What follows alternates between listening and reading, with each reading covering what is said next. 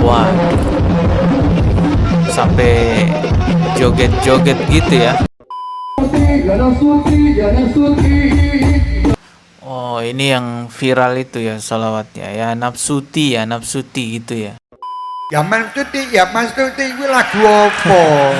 Gila gopo. Kuwi lagune wong stres ini. Nah, itu lagu apa? Itu lagunya orang stres, kata beliau loh ya, katanya Habib Syekh ini ya. Itu bahasa Jawa tadi, saya hanya mentranslatekan saja. Assalamualaikum warahmatullahi wabarakatuh. Kali ini kembali lagi saya akan mereaksi video-video orang yang menjadikan sholawat sebagai musik koplo, musik dangdut, lalu joget-joget teman-teman. Saya tidak akan bosan menyuarakan bahwa hal-hal seperti ini adalah keburukan, karena saya menginginkan umat Islam di Indonesia untuk menjadi lebih baik. Keburukan-keburukan yang dilakukan oleh umat Islam di luar sana, itu menjadi tanggung jawab kita untuk mengingatkan satu sama lain. Langsung aja kita ke video yang pertama guys ya. Video ini memperlihatkan betapa besarnya keburukan yang ditimbulkan dari sholawat-sholawat yang dilantunkan dengan iringan musik-musik koplo gitu ya. Coba kita simak nih videonya.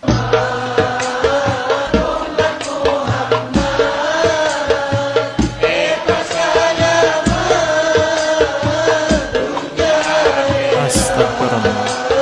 Ini udah bapak-bapak guys ya. Astagfirullahaladzim. Ya Allah. Ya, ini lagi ada video lainnya nih. Coba kita simak ya.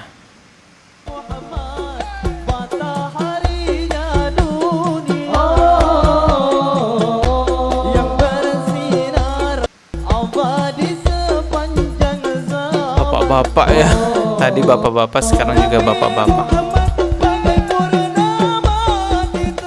Sebenarnya syair-syair yang dilantunkan itu kan doa ya, doa-doa kebaikan kepada Rasulullah Sallallahu Alaihi Wasallam, dan juga itu lantunannya puji-pujian kepada Rasulullah Sallallahu Alaihi Wasallam. Tapi sayangnya dilantunkan dengan cara yang tidak sopan.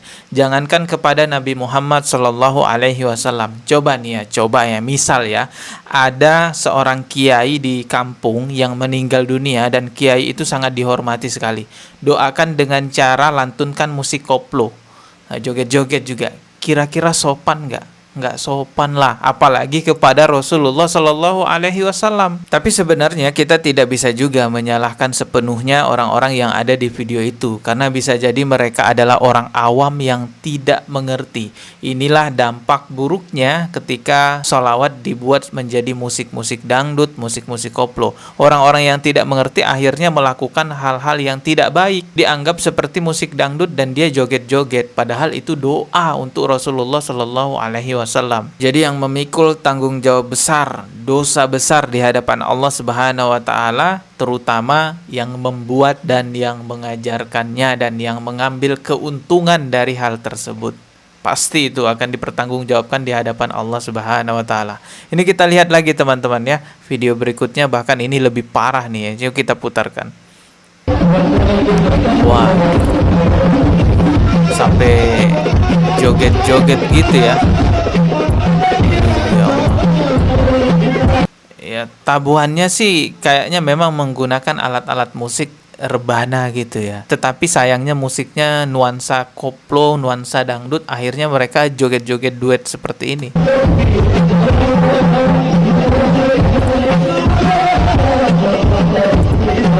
Ya Allah, udah kayak konser gitu ya, klub malam gitu ya.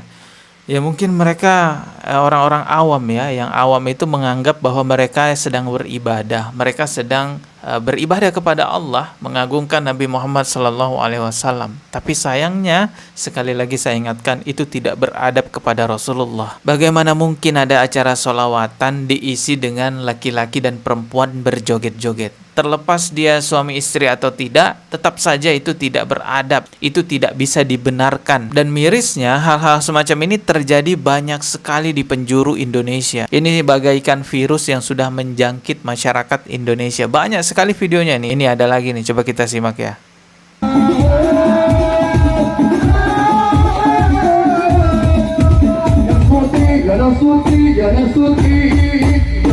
Oh, Oh, ini yang viral itu ya sholawatnya ya, nafsuti gitu ya. Entah ini acara apa, guys. Pakai sarung, pakai surban, pakai kopiah. Terus ada apa itu ya? Kayak ada apa itu? Saya nggak paham sebutannya, ini apaan. Ini apa hubungannya dengan sholawat seperti ini? Ini dugem, ini bukan sholawatan.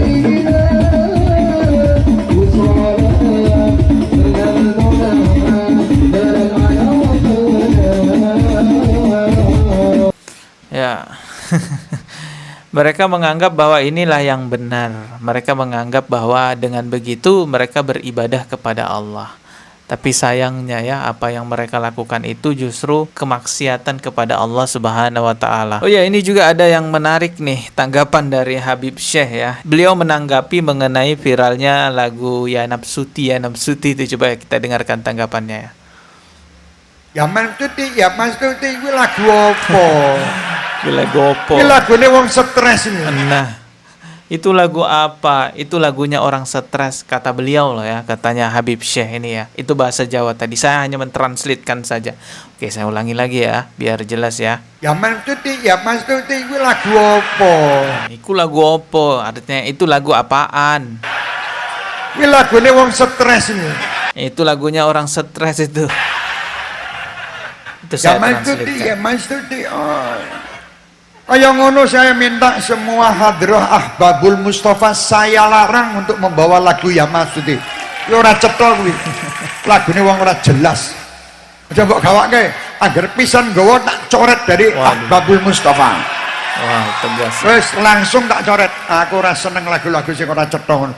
Selawatan ya sing apik. Ya Mas Tuti. Apa? Terus anu joget-joget kabeh kaya wong ora ngono ya. Hati-hati, sholawatan kudu nganggo adab, nganggo aturan. Yuk adik-adik ini. Ya, sebenarnya bukan hanya sekedar lagunya ya, tetapi iringan musiknya, iringan dari tabuhan rebananya, apapun sholawatnya, kalau diiringi dengan musik-musik koplo, ya orang-orang awam akan joget pastinya. Memang setan itu licik banget guys. Kalau seseorang tidak bisa digoda untuk melakukan kemaksiatan, setan akan menggoda umat manusia melakukan ibadah yang tidak sesuai dengan tuntunan Rasulullah Shallallahu Alaihi Wasallam. Jadi manusia itu merasa bahwa dirinya sudah beribadah, padahal sebenarnya yang dilakukan adalah penyimpangan, dan syaitan itu lebih suka menggoda manusia melakukan amaliyah menyimpang daripada melakukan kemaksiatan. Kalau orang melakukan kemaksiatan itu bisa taubat, bisa sadar bahwa yang dilakukan adalah maksiat, karena jelas itu maksiat. Tetapi orang-orang yang melakukan amaliyah menyimpang, dia tidak sadar bahwa yang dilakukan itu adalah perbuatan dosa, sehingga dia berlarut-larut bertahun-tahun bahkan sampai meninggal membawa amaliyah-amaliyah menyimpang itu. Makanya Rasulullah tuh kan sudah berpesan, ada dua hal yang jikalau kalian berpegang teguh pada dua hal itu tidak akan tersesat, yaitu Al-Quran dan Sunnah. Karena setan itu tidak mungkin menuntun kita kepada Al-Quran dan Sunnah. Jadi kalau kita mengatakan kembalilah kepada Al-Quran dan Sunnah, ada yang kepanasan,